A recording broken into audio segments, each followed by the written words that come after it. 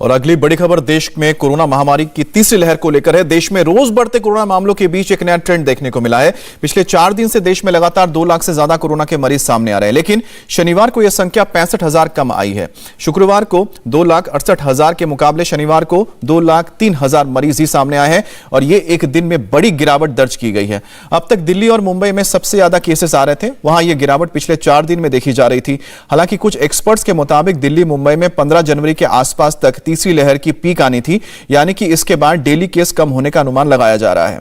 लेकिन मौजूदा गिरावट के पीछे कई एक्सपर्ट सेल्फ टेस्टिंग किट को भी जिम्मेदार बता रहे हैं। कोरोना के सेल्फ टेस्टिंग किट से लोग घर पर बैठे ही टेस्ट करते हैं। आखिर टेस्ट किट कैसे बन सकती है कोरोना मामलों में गिरावट की वजह आपको ये बताएंगे। उससे पहले समझाते हैं कि आखिर देश में जब मरीज घट रहे हैं तो फिर टोटल एक्टिव केस कैसे बढ़ रहे हैं। पिछले 2 दिन के डेटा के साथ आप पहले गिरावट की रफ्तार देखिए। 24 घंटे में किस तरह से 65,000 कम केसेस दर्ज हुए हैं। तीसरी लहर में यह एक दिन में हुई सबसे बड़ी गिरावट है। अब आपको दिखाते हैं कि पूरे देश का 3 दिन का आंकड़ा क्या रहा। 13 जनवरी से लेकर शनिवार 15 जनवरी तक किस तरह से केस बढ़ रहे थे। 13 जनवरी को देश भर में 2,64,000 केस मिले। उस दिन टोटल एक्टिव केस 11 लाख थे। अगले दिन नए मरीज सिर्फ 4,000 बढ़े, लेकिन टोटल एक्टिव केस 14 लाख हो गए। ये 3 लाख नए केस कहां से आए। अगले दिन यानी कि 15 जनवरी को डेली केस में तो 65,000 की गिरावट आ गई, लेकिन टोटल एक्टिव केस में 1 लाख से ज्यादा की बढ़ोतरी हो गई। सवाल है कि डेली केस जब घटे हैं तो एक्टिव केस कैसे बढ़े हैं। देश में सबसे तेजी से नए मरीज दिल्ली और मुंबई में सामने आए हैं और अब इन्हीं दोनों शहरों में नए मरीजों की संख्या तेजी से गिर भी रही है। दिल्ली में पिछले 2 दिन से नए केस आ रहे हैं सामने और मुंबई की बात की जाए तो पिछले 4 दिन से नए मरीजों की तादाद घटी है और इसके आधार पर यह कहा जा सकता है कि क्या दोनों शहरों में तीसरी लहर का पीक आ चुकी है।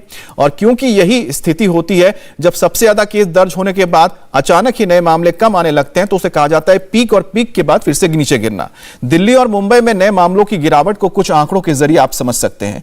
दिल्ली में एक दिन में नए केस 18,000 से ज्यादा पहुंच चुके थे तो मुंबई में आंकड़ा 22,000 तक था। जब दिल्ली में 2 दिन से केस कम हो रहे हैं तो मुंबई में 4 दिन से लगातार नए मरीजों कम आ रहे हैं। और दिल्ली में शनिवार को करीब 20,000 नए मामले सामने आए तो मुंबई में यह 10,000 के करीब था। भी जब कोविड के केसेस हमारे इस मुंबई शहर में या महाराष्ट्र में या देश में आए तो वो पीक और वो चेन, वो दोनों तोड़ना पड़ता है। उसके लिए रिस्ट्रिक्शन लाए जाते हैं कि भाई वो चेन टूटे ताकि संक्रमित ना हो ज़्यादा। 1 से 2, 2 से 4, 4 से 8 और 8 से 16 ना हो। तो वही चेन तोड़ने की कोशिश की जाती है हर सरकार की। एक बार वो चेन टूट गई तो जो कोविड के केसेस है वो स्केल डाउन होते हैं। तो मुझे लगता है कि अब थोड़े दिन बाद जो है ना ऑटोमेटिकली वो स्केल डाउन होगी। अब नए केस में गिरावट के बाद कोई भी एजेंसी या फिर सरकार यह कहने को तैयार नहीं है कि यह तीसरी लहर का पीक है या फिर इसके पीछे कोई और वजह है, क्योंकि नए केस के साथ पूरे देश में हॉस्पिटलाइजेशन भी घटी है, लेकिन टोटल एक्टिव केस बढ़े हैं। इसके पीछे जिस होम टेस्ट किट की हम बार बार बात कर रहे हैं वो एक बड़ी वजह हो सकती है। उसे लेकर सरकार भी आशंकित है।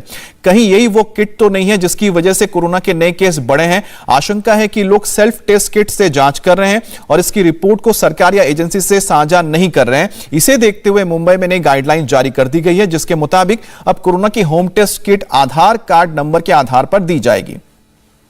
दरअसल कोरोना की होम किट पर सख्ती की एक बड़ी वजह यह है कि अब तक ये किट किसी भी मेडिकल शॉप से बिना किसी रजिस्ट्रेशन के मिल जाती थी और इसकी वजह से लोग अस्पतालों में जाने और आरटी-पीसीआर टेस्ट कराने से बच रहे थे। खासतौर पे दिल्ली, मुंबई जैसे बड़े शहरों में इसका ज्यादा इस्तेमाल किया जा रहा था। इस किट को पिछले महीने आईसीएमआर ने इंट्रोड्यूस किया था और इसके जरिए लक्षण महसूस होने पर खुद ही टेस्ट किया जा सकता है और किट के साथ एंटीजन टेस्ट की तरह रिपोर्ट जल्दी आती है। हालांकि टेस्ट में ओमिक्रॉन वेरिएंट का पता नहीं चलता है और ना ही आरटी-पीसीआर की तरह रिजल्ट सटीक होते हैं। दूसरी बात यह है कि इसके जरिए आने वाला रिजल्ट देश के टोटल केस में नहीं जुड़ पाता है और इसी वजह से नए केस कम रजिस्टर होते हैं, जबकि यह बात पहले ही लोगों को बताई जा चुकी है कि सेल्फ टेस्टिंग किट में रिपोर्ट सटीक नहीं आती है, इसलिए आगे संक्रमण का खतरा बना रहता है। इसलिए आप सेल्फ टेस्ट खरीदने के लिए आधार कार्ड अब जरूरी कर दिया गया है। आयरा गैरा जो किट आप मंगाते हैं वो मत ले लो। ज़्यादा से ज़्यादा अपने नज़दीक के मेडिकल से अपना आधार कार्ड नंबर देके, क्योंकि अभी जिधर जिधर ये बन रहा है मैन्युफैक्चर है उसके ऊपर गवर्नमेंट का, महानगर पालिका का ध्यान है। इंडिया टीवी हर वक्त हर जगह डाउनलोड करने के लिए सर्च करें India TV news Google play store या ऐप स्टोर पर।